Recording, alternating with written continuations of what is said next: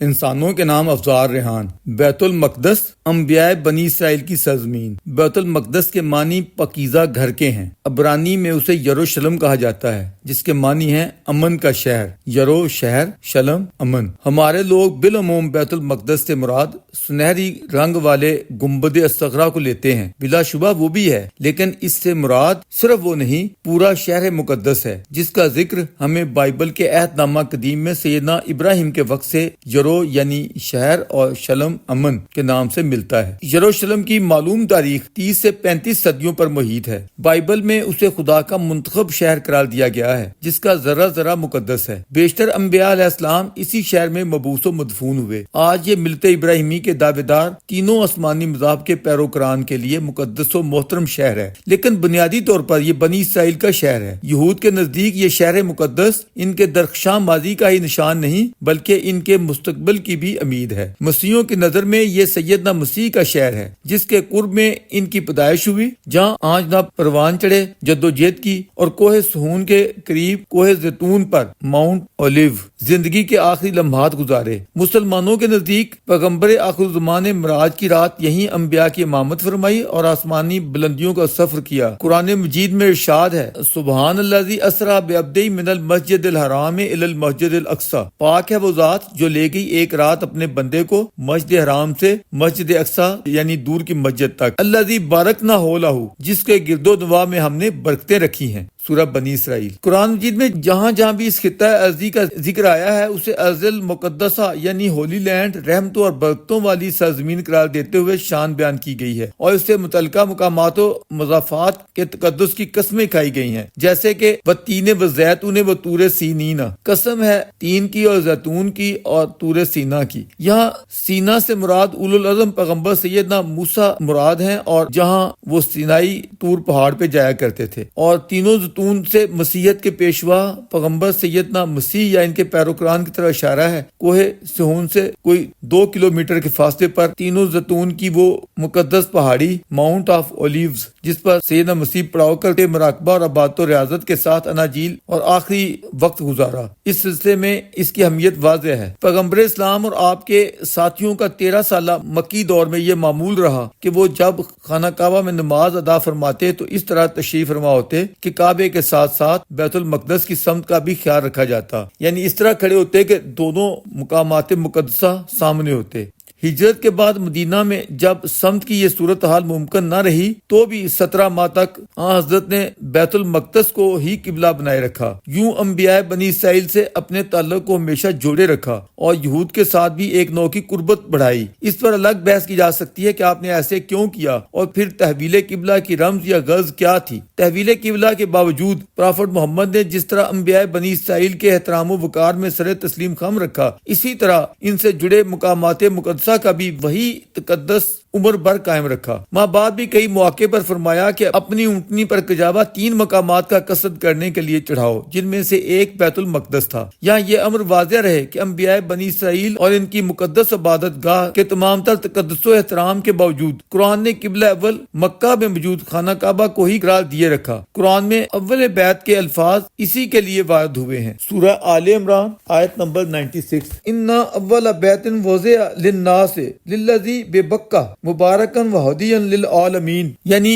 خدا کا پہلا جو گھر یا قبلہ بنایا گیا تھا وہ مکہ میں، بکہ سے مراد مکہ ہے۔ اور پیغمبر اسلام کی یہ مستند توجیہ بھی کتب صحاحہ میں موجود ہیں کہ ان دونوں مساجد یا مقدس عبادت گاہوں کی تعمیر میں محض 40 برس کا فرق ہے، جس سے بائبل یا تورات میں موجود بنی اسرائیل کا یہ دعویٰ درست ثابت ہو جاتا ہے کہ کوہ صہیون کی مقدس چٹان در حقیقت سیدنا ابراہیم کے دور سے ہی مقدس قربان گاہ یا عبادت گاہ تھی، کیونکہ سیدنا ابراہیم نے جتنی عمر پائی ہے تعمیر کعبہ کے بعد 40 سال تو بہت پہلے پورے ہو جاتے ہیں۔ البتہ قرآن اور تورات میں اس حوالے سے اختلاف ہے کہ مزدلفہ میں قربانی کے لیے سیدنا اسماعیل کو لے جایا گیا تھا، یا تورات کے مطابق سیدنا ابراہیم اپنے دوسرے بیٹے سیدنا اسحاق کو کوہ صہیون یا قربان گاہ پر لے کر گئے تھے۔ آگے چل کر تورات میں یہ دعویٰ بھی موجود ہے کہ سیدنا ابراہیم کے پوتے اور سیدنا اسحاق کے فرزند سیدنا یعقوب نے اپنی ہجرت کی رات اسی مقدس چٹان پر قیام فرمایا تھا، اور یہی انہیں عالم رویا میں خدا سے ہم کلام ہونے اور بنی اسرائیل کے لیے اس ملک کے وارث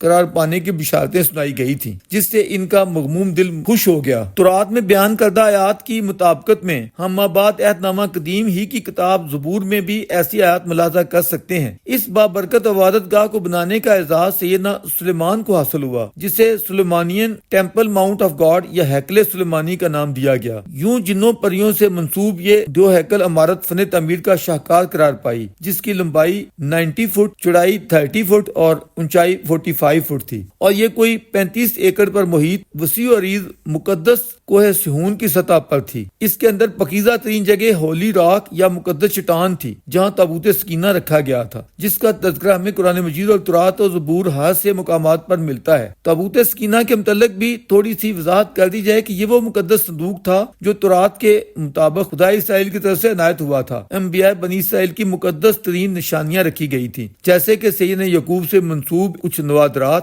سیدنا یوسف کی ہڈیاں جب وہ مصر سے ان کی وصیت کے مطابق نکلے، سیدنا موسیٰ کا عصا۔ اس مقدس صندوق کو بنی اسرائیل مصر سے سیدنا موسیٰ کی قیادت میں اپنے ملک کنعان کے لیے نکلتے ہوئے ساتھ لائے تھے، اور جب سینائی یا سرائے سینا میں قیام کے دوران سیدنا موسیٰ کو کوہ طور پر احکام عشرہ یا 10 احکامات لکھی ہوئی تختیوں پر عنایت ہوئے، تو یہ مقدس تختیاں بھی اسی تابوت سکینہ میں رکھی گئی تھیں۔ اپنی ملک بدری یا صحران وردی کے 40 سالہ دور میں یہ تابوت سکینہ ہی بنی اسرائیل کے لیے قبلے کی حیثیت کا حامل تھا، کیونکہ اس دوران وہ اپنے ملک اور بیت المقدس تک رسائی سے محروم رہے تھے۔ مگر جب کامیابیوں کے بعد بنی اسرائیل کو ان کا مقدس خطہ ارضی نصیب ہو گیا، بالخصوص یوشع بن نون اور مابعد سیموئل نبی اور پھر طالوت نبی، تو یروشلم یا بیت المقدس ہی ان کا پایا تخت یا قبلہ کی حیثیت سے چلتا رہا، اور کنگ ڈیوڈ یا داؤد نبی کے حوالے سے زبور کی آیات ملتی ہیں کہ آپ نے تابوت سکینہ کو کوہ صہیون کی اسی مقدس قربان گاہ یا چٹان راک پر رکھا، اور یہی ان کا قبلہ رہا۔ بائبل میں اسی مقدس چٹان یا قربان گاہ کے متعلق بتایا گیا ہے کہ یہاں مقدس آسمانی آگ نازل ہوتی تھی اور قربانی کی قبولیت کا فیصلہ ہو جاتا تھا۔ اسی پس منظر میں سرداران مکہ نے پرافٹ محمد سے اس نوع کی فرمائش کی تھی کہ آپ بھی اس نوع کا موضوع پیش کریں کہ مقدس آسمانی آگ نازل ہو اور قربانی کی قبولیت کا فیصلہ ہو جائے۔ بہرحال تورات کی روایات کے مطابق اس عمارت کی تعمیر مسلسل 7 برس کی مدت تک جاری رہی، اور 2 لاکھ افراد نے اس میں حصہ لیا۔ سیدنا سلیمان نے اس معبد سے ملحق علاقے میں رہائش گاہیں بھی بنوائیں جو ربیوں اور خادموں کے لیے تھیں۔ بعد ان میں اضافے بھی ہوئے۔ ان کے درمیان تابوت سکینہ گھر گیا۔ ایک روایت کے مطابق سیدہ مریم کی والدہ محترمہ نے یہ منت مانی تھی کہ میرا جو بھی بچہ پیدا ہوگا وہ میں ہیکل سلیمانی میں خدا کی خدمت کے لیے وقف کر دوں گی۔ یوں ہی تصور میں سوچا تھا کہ بیٹا ہی ہوگا، مگر جب بیٹی پیدا ہو گئی تو قدرے پریشان ہو گئیں۔ تب زکریا نبی کی زبانی خدا نے حوصلہ دیا کہ یہ بچی بھی قبول ہے اور یہ دنیا جہاں کے لیے عظمتوں والی ہوگی۔ بچی کے بڑے ہونے پر اسے زکریا نبی کے حوالے کیا گیا، اور یوں ہیکل سلیمانی کے انہی حجروں میں سے ایک میں سیدہ مریم کا قیام ہوا۔ یہی وہ قرآنی واقعہ وقوع پذیر ہوا بے موسم پھلوں کا، جب زکریا نبی نے خداوند کو پکارا کہ میں اور میری بیوی بھی بوڑھے ہو گئے ہیں، اگر مریم کو بے موسم پھل دستیاب ہو سکتے ہیں تو ہمیں بھی بیٹا عنایت فرما دیجیے۔ بائبل کی ایک دلچسپ روایت یہ بھی ہے کہ سیدنا سلیمان سے قبل یہاں معبد تعمیر کرنے کا خواب آپ کے والد محترم سیدنا داؤد کنگ ڈیوڈ نے دیکھا تھا، جنہوں نے نہ صرف یہ کہ سلطنت اسرائیل کی بنیاد رکھی تھی بلکہ اسے مضبوط و مستحکم بنانے کے لیے آپ کو برسوں جنگ و جدل سے گزرنا پڑا۔ اسی جہادی جدوجہد میں بہت سا انسانی خون بہا، جس کی پاداش میں خدا نے انہیں یہ متبروں کو مبارک جائے امن و عبادت تعمیر کرنے سے روک دیا، حالانکہ آپ اس کے لیے پورا سامان و اہتمام کر چکے تھے۔ مقام عبادت کی نشاندہی ہو چکی تھی، مگر بائبل کے مطابق ہدایت فرمائی گئی کہ یہ مقدس فریضہ سلیمان کے معصوم ہاتھوں سے سرانجام پائے گا۔ صاحب زبور سیدنا داؤد نے 33 سال حکمرانی کی، جس کے نتیجے میں باہم بٹے ہوئے قبائلی عصبیت کے شکار بنی اسرائیل ایک متحدہ قوم بن کر ابھرے، اگرچہ اس میں بہت سا انسانی خون بہا۔ جبکہ سیدنا سلیمان نے 40 برس حکومت کی، اور قرآن کے الفاظ میں وَلِسُلَيْمَانَ الرِّيحَ عَاصِفَةً تَجْرِي بِأَمْرِهِ إِلَى الْأَرْضِ الَّتِي بَارَكْنَا فِيهَا، ہم نے سلیمان کے لیے تیز ہواؤں کو مسخر کر دیا تھا جو اس کے حکم سے اس سرزمین کی طرف چلتی تھیں جس میں ہم نے برکتیں رکھی ہیں۔ سورہ انبیاء آیت نمبر 81. آگے سورہ نمل آیت نمبر 17 میں یہ الفاظ وارد ہوئے ہیں، وَحُشِرَ لِسُلَیمَانَ جُنُودُهُ مِنَ الْجِنِّ وَالْإِنسِ وَالطَّیرِ فَهُمْ یَوزَعُونَ۔ سلیمان کے لیے جنوں، انسانوں اور پرندوں کے لشکر جمع کیے گئے تھے اور وہ پورے کنٹرول میں رکھے جاتے تھے۔ قرآن کی طرح ہم تورات اور زبور کے مطابق یہ تمام واقعات تفصیل سے ملاحظہ کر سکتے ہیں، جن کی بھرپور تائید قرآن کرتا ہے۔ مادی اور روحانی ترقی کے لحاظ سے عہد سلیمانی اپنے دور کی بلندیوں تک پہنچا۔ انبیاء بنی اسرائیل کے قدیم ادوار میں قربانی کو بڑی اہم عبادت تصور کیا جاتا تھا۔ ہزاروں انبیاء اور رسل کے لیے مقدس و محترم رہنے والی اس مقدس چٹان پر سیدنا داؤد کے خواب کی مطابقت میں ان کے عظیم فرزند نے جو ہیکل سلیمانی تعمیر کیے، ان میں کئی محرابیں تھیں جو مختلف نبیوں کے ناموں سے منسوب ہوئی۔ تینوں مذاہب کی الہامی کتابیں گواہ ہیں کہ بیت المقدس کا پورا شہر کئی حوالوں سے اولاد یعقوب یا بنی اسرائیل کے لیے بابرکت و مقدس شہر یا دعوتی مرکز قرار پایا، مگر افسوس کہ بالفعل جس قدر بےحرمتی شہر مقدس کی ہوئی اور جس قدر انسانی خون اس کے در و دیوار پر بہایا اور گرایا گیا، شاید تاریخ انسانی اس کی مثال پیش کرنے سے قاصر ہے۔ سچ تو یہ ہے کہ انسانی خون کا دریا ہے جو یروشلم شہر امن کی گلیوں اور بازاروں میں بہا ہے، اور انسانوں نے اپنے پروردگار سے کیے ہوئے عہد کو پامال کیا ہے۔ یہ کس قدر دردناک ہے کہ 50 سے زائد مرتبہ یہ شہر ناکہ بندی سے محصور بسیجڈ کیا گیا، 36 دفعہ مفتوح ہوا اور 10 مرتبہ تباہ و برباد کیا گیا۔ سیدنا سلیمان کے بعد آپ کے بیٹے رہجام کو حکمرانی پر فائز ہوئے 5 برس ہی گزرے تھے کہ مصری حکمران مشاق نے یروشلم کی طرف پیش قدمی کرتے ہوئے بغیر مزاحمت کے اسے لوٹا اور نقصان پہنچایا۔ اسے بعد ازاں حزقیہ نبی نے بحال کیا، مگر 586 قبل مسیح میں بابل کے بادشاہ بخت نصر کے ہاتھوں یہود کی پہلی قومی تباہی ہوئی، جس نے بیت المقدس کی اینٹ سے اینٹ بجا دی۔ نہ صرف ہیکل سلیمانی کو برباد کر دیا بلکہ دیگر صحائف کے ساتھ ساتھ تورات بھی غائب کر دی گئی۔ بخت نصر کے اس حملے میں تابوت سکینہ کچھ ایسا غائب ہوا کہ بنی اسرائیل آج تک اس کی یاد میں دیوار گریا پر آ کر آنسو بہاتے ہیں۔ اس نے یہود کو گرفتار کر کے بابل کی جیلوں میں بند کر دیا۔ ان میں دانیال نبی بھی شامل تھے جو ذہانت و فطانت میں یکتا تھے۔ 538 قبل مسیح میں ایران کے پہلے کسرا سائرس اعظم، عظیم حکمران جس کا ہمیں بائبل میں 12 تذکرہ ملتا ہے، جب اس نے بابل فتح کیا، یوں یہود کو اپنے وطن لوٹنے کی اجازت دے دی، جنہوں نے دانیال نبی کی قیادت میں واپس آ کر 516 قبل مسیح میں بیت المقدس کو نئے سرے سے آباد کیا۔ یوں ہیکل سلیمانی بھی اسی شان و شوکت کے ساتھ دوبارہ تعمیر کیے گئے، مگر 332 قبل مسیح میں اسکندر اعظم شہر مقدس پر قابض ہو گیا، اور پھر 167 قبل مسیح میں یہود کو آزادی نصیب ہوئی۔ لیکن 163 قبل مسیح میں روسی جنرل مومپائے نے یروشلم کا محاصرہ کر کے ہیکل کو پھر تباہ کر دیا، اور پھر 37 قبل مسیح میں ہیروڈ رومی شہنشاہ کے بااقتدار کی حیثیت سے یہود کا بادشاہ بنا تو بیت المقدس نے دوبارہ سیدنا سلیمان کے عہد کی عظمت حاصل کر لی۔ اس وقت ہیکل سلیمانی کا رقبہ قریباً 1000 مربع فٹ تھا، اور یہ کسی طرح بھی سیدنا سلیمان پیغمبر کی تعمیر کردہ ہیکل سے کم نہ تھا۔ ہیروڈ کا تعمیر کردہ یروشلم ہی سیدنا مسیح جیزس کے دور کا یروشلم تھا، جب معبد میں منڈیاں لگنی شروع ہو گئی تھیں، جن پر سیدنا مسیح جیزس نے سخت احتجاج کیا، اور یہودی علماء آپ کی انقلابی تعلیمات سے گھبرا کر آپ کے مخالف ہو گئے۔ 70 عیسوی میں رومیوں کے خلاف یہود کی پہلی بغاوت ہوئی تو اسے کچلنے کے لیے رومی شہنشاہ تیتس یہودیوں کے تعاقب میں ہیکل کے اندرونی صحن تک پہنچ گیا اور اسے جلا کر راکھ کر دیا۔ 132 تا 135 عیسوی میں یہود نے ایک دفعہ پھر اپنے ہیکل اسردوں تعمیر کیے، مگر 136 میں رومی شہنشاہ ہیڈریان نے انہیں گرا کر اس کی اینٹ سے اینٹ بجا دی، اور اسردوں ایک رومی شہر کی حیثیت سے اسے تعمیر کیا، جس میں یہود کے داخلے پر ان کے لیے موت کی سزا تجویز کی گئی۔ آپ کے شہر مقدس یروشلم کا نام تبدیل کرتے ہوئے اسے ایلیا اور پھر کیپیٹولینا رکھ دیا گیا۔ 330 مسیحی کیلنڈر کے مطابق رومی مسیحی حکمران کنسٹنٹائن نے یروشلم کو کاملاً مسیحی شہر میں تبدیل کر دیا، مگر 614 عیسوی میں ایرانیوں نے بیت المقدس فتح کیا اور اس میں موجود بیشتر کلیساؤں چرچز کو نابود کر دیا۔ 336 میں امیر المومنین سیدنا عمر فاروق نے بغیر جنگ کی یروشلم فتح کر لیا۔ اس وقت یہاں یہود کا کوئی معبد سلامت نہیں بچا تھا، البتہ کچھ کھنڈرات بنے ہوئے تھے۔ مسیحیوں کے کچھ چرچز تھے جن میں سے ایک church of holy Calvary mount Calvary پر تھا۔ یہ وہ چرچ تھا جس میں انجیل مقدس کے مطابق جیزس کو صلیب چڑھایا گیا تھا۔ دوسرا چرچ جو مسیحیوں کا مقدس ترین ترین بڑا چرچ قرار دیا جا سکتا ہے وہ تھا ہولی چرچ آف سپیکر. اسے قدیمی نام میں چرچ آف ریزرکشن بولا لکھا جاتا ہے. اناجیل کے تراجم میں اس کے لیے قیامہ کا چرچ بھی بولا لکھا گیا ہے جس کے معنی جی اٹھنے کے ہیں کہ جیزس یہاں سے جی اٹھے تھے. یہی وہ چرچ ہے جہاں مسیح علماء کے ساتھ گفت و شنید کے دوران سیدنا عمر نے کہا کہ میری نماز کا وقت ہو گیا ہے. اس پر مسیح علماء کی طرف سے انہیں یہ پیشکش کی گئی کہ یہ بھی خدا کا گھر اور مقدس عبادت گاہ ہے, آپ یہی نماز پڑھ لیں. خلیفۃ المسلمین عمر بن خطاب نے جواب دیا کہ بے شک یہ مقدس مقام ہے اور مجھے یہاں نماز پڑھنے میں کوئی آر نہیں, مگر مجھے یہ خدشہ ہے کہ اگر آج میں نے یہاں نماز پڑھی تو بعد میں آنے والے مسلمان کہیں آپ کے چرچ کو یہ کہتے ہوئے مسجد نہ بنا لیں کہ یہاں ہمارے خلیفہ عمر نے نماز پڑھی تھی. اس لیے انہوں نے چرچ سے باہر نکل کر جنوب مشرق کی جانب تھوڑے فاصلے پر نماز پڑھی اور بعد ازاں بیان کردہ خدشے کے عین مطابق مسلمانوں نے وہاں اموی ملوکیت کے آغاز میں پہلے تو ایک چھوٹی سی مسجد کھڑی کی جس کا نام مسجد عمر بن خطاب رکھا گیا. ایک قدیمی سیاح آرکلف جو 670 عیسوی میں مقامات مقدسہ کی زیارت کرنے کے لیے بیت المقدس آیا تھا, اس نے اپنے تذکرے میں ایک سادہ اور چھوٹی سی مسجد عمر کا تذکرہ کیا ہے. لیکن بعد ازاں 1193 میں صلاح الدین ایوبی کے بیٹے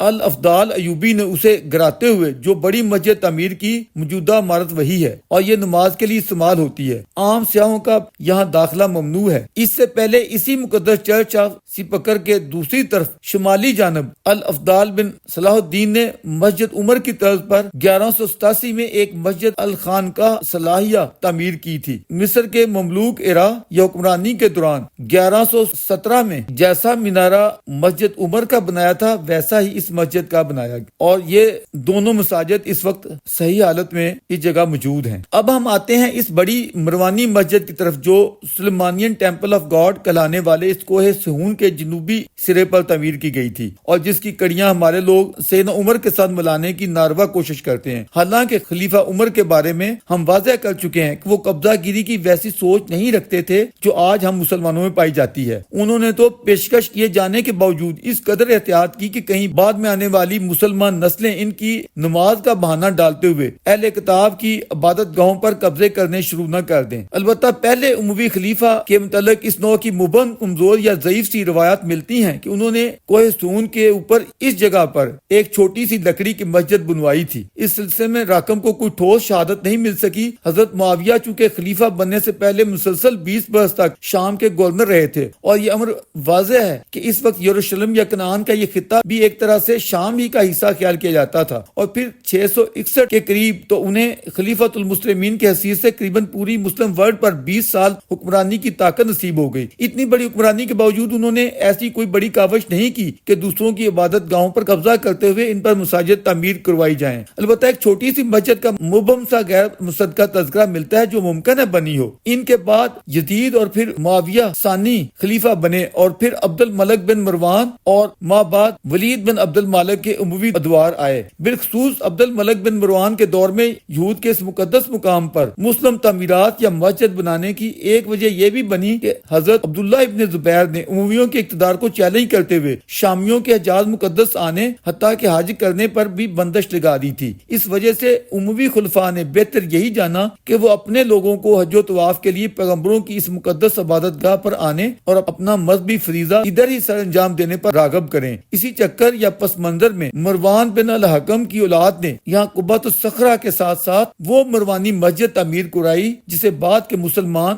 مسجد الاقصی قرار دینے لگے. حالانکہ جس وقت قرآن نے سورہ بنی اسرائیل میں ہیکل سلیمانی کو مسجد اقصی قرار دیا تھا اس وقت ادھر مسلمانوں کی بنائی ہوئی کسی نوع کی کوئی مسجد نہ تھی سوائے اس کے کہ وہ مقدس چٹان موجود تھی جو انبیاء بنی اسرائیل کی عبادت گاہ یا قربان گاہ رہ چکی تھی اور جس کو سیدنا عمر نے خصوصی طور پر تلاش بھی کیا تھا. قرآن جس طرح انبیاء بنی اسرائیل کا احترام کرنا سکھلاتا ہے اسی طرح ان کے مقدسات کو بھی مقدس ناموں سے تذکرہ کرتا ہے. اسلام کے ابتدائی دور میں دوسروں کے لیے تقدس و احترام کا جو جذبہ موجود تھا ماں بعد وہ حسد اور جلن کے راستے منافقت میں بدلتا چلا گیا، یہاں تک کہ ہمارے لوگوں نے ان کے مقدس ترین مقامات یا یہود کے قبلہ تک کو اپنی طرف منسوب کرنے کے لیے مختلف نعرے لگائے، جیسے کہ یہ یہود کا نہیں، ہم مسلمانوں کا قبلہ اول ہے، حالانکہ قرآن مکہ کی مسجد حرام کو ہی قبلہ اول پہلے سے ہی قرار دے چکا ہے۔ مگر بعد والوں کی اسی سوچ یا ذہنیت نے مسلم یہود منافقت میں کمی کی بجائے اضافہ ہی کیا، جس کے مظاہر ہم آج 21ویں صدی میں بھی ملاحظہ کر سکتے ہیں۔ پہلی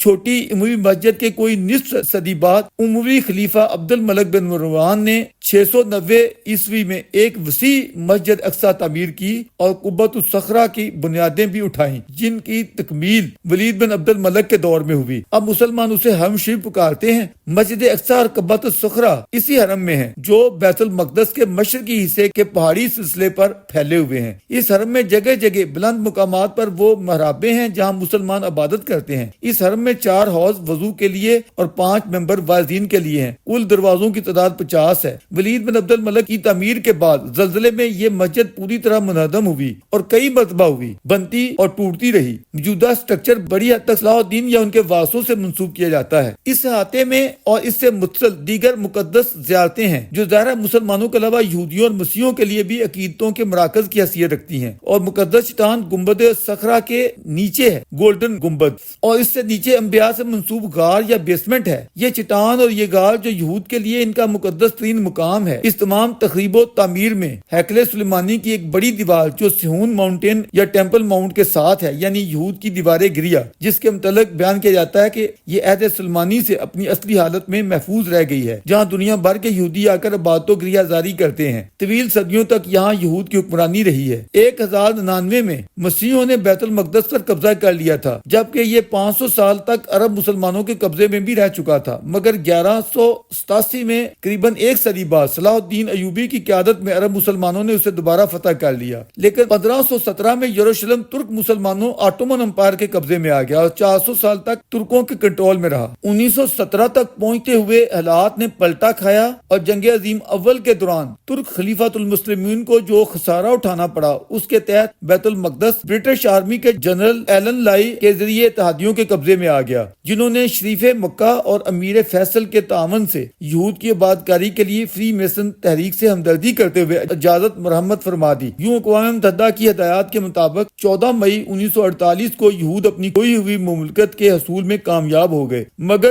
عرب ممالک نے اس نئی قائم ہونے والی اسرائیلی ریاست کو پیدا ہوتے ہی اگلے روز کچل دینا چاہا اور اکٹھے ہو کر اس پر یکبارگی حملہ کر دیا، جن میں مصر، شام، لبنان اور جارڈن کے ساتھ عراق بھی شامل تھے۔ یوں 1948 کی عرب اسرائیل جنگ کے دوران بیت المقدس اسرائیل اور جارڈن کے شاہ عبداللہ اول کے درمیان تقسیم ہو گیا، جس کے مطابق مشرقی بیت المقدس جارڈن اور مغربی بیت المقدس اسرائیل کے پاس چلے گیا۔ مگر 1967 کی 6 روزہ عرب اسرائیل جنگ کے نتیجے میں اسرائیل نے قدیمی شہر کو بھی جارڈن سے چھین لیا اور اب یہ متحدہ حالت کے ساتھ اسرائیلی قبضے میں ہے، اور خدا کے 90,000 پیغمبروں کا یہ مقدس لیکن بد نصیب شہر آج بھی امن کی جگہ دہشت اور سلامتی کی جگہ خون میں نہا رہا ہے۔ غالباً 21 اگست 1969 کا سانحہ ہے جب ایک جنونی آسٹریلین کرسچن وزٹر نے اس مروانی مسجد کو، جسے امت المسلمین مسجد اقصی کا نام دیتے ہیں، آگ لگا دی، جس سے اس کا کچھ حصہ جل گیا، جس پر اسرائیل میں اس شخص پر مقدمہ بھی چلا، اسے سزا بھی ہوئی۔ واقعی یہ ایک افسوسناک اور قابل مذمت حرکت تھی، لیکن بعد ازاں جو چیز ثابت ہوئی وہ یہ تھی کہ اس سانحے میں نہ تو کوئی منصوبہ بندی ہوئی تھی اور نہ ہی اسرائیل کی طرف سے کسی نوع کی حمایت۔ یہ ایسی ہی خبر تھی جیسے 1979 میں حرم مکہ پر قبضہ کرنے والوں کے متعلق پھیلائی گئی تھی کہ یہ یہود کی سازش ہے۔ اس اشتعال انگیز فضا میں مسلمان ممالک میں ایک نوع کی ہیجانی کیفیت پیدا ہو گئی۔ یہ تھے وہ حالات جن میں مراکش کے شہر رباط میں مسلم ممالک کا اجلاس بلایا گیا اور یوں OIC کی تشکیل ہوئی۔ اس طرح یہ مقام مقدس مسلم یہود تنازع میں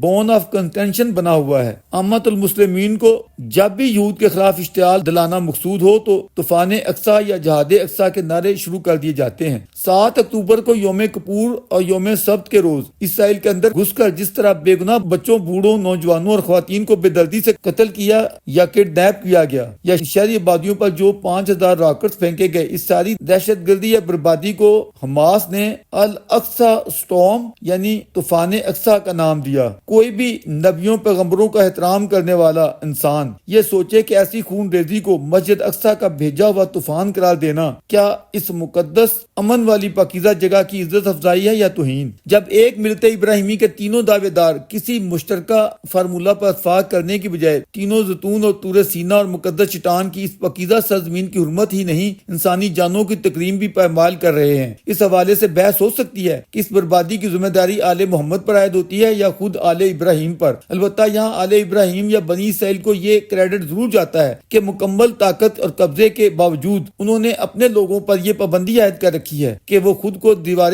گریا جو ہیکل سلیمانی کی موت بیرونی دیوار ہے تک محدود رکھیں اور اپنے اصل مقدس مقام یعنی ہولی راک یا صخرہ تک نہ جائیں، جو مقام تابوت سکینہ ہے اور جس مقام کی یہود کے نزدیک وہی حیثیت ہے جو ہم مسلمانوں کے لیے خانہ کعبے کی ہے۔ ریاست اسرائیل نے لڑائی جھگڑے سے بچنے اور محض امن و سلامتی کی خاطر اپنے مقدس ترین مقام پر کنٹرول ایک مسلم اوقاف یا کمیٹی کو سونپ رکھا ہے جو اسے مسجد اقصی قرار دیتے ہوئے یہود کے یہاں تک آنے جانے یا عبادت کرنے کے حق کو قبول کرنے سے بھی انکاری ہیں۔ درویش کی نظر میں یہ بڑے حوصلے اور دل گردے کی بات ہے۔ اگر یہود کی جگہ یہی صورتحال ہمارے مسلمانوں کے پاس ہوتی تو چاہے خون کی ندیاں بہہ جاتی، وہ اپنے قبلہ و کعبہ کو کسی اور کے ہاتھوں میں کسی صورت برداشت نہ کرتے۔ درویش کی تجویز ہے کہ اس مقام مقدس کو ایک مشترکہ کمیٹی کے تحت تمام مذاہب بشمول بنی اسرائیل کے لیے اوپن ہونا چاہیے، بلکہ حق سچ تو یہ ہے کہ اس مقام مقدس کے جو اصلی و حقیقی جینون والی وارث و مالک ہیں بونا فائڈلی یہ انہی کے کنٹرول، قبضے یا دسترس میں ہونا چاہیے۔ البتہ امریکہ اور UN کے ساتھ مل کر اسٹیٹ آف اسرائیل کے ساتھ اس نوع کا معاہدہ ہونا چاہیے کہ وہ دیگر ہر دو اقوام مسلمانوں اور مسیحیوں کو یہاں عبادت و زیارت کے لیے آنے اور بغیر کسی رکاوٹ یا روک ٹوک کے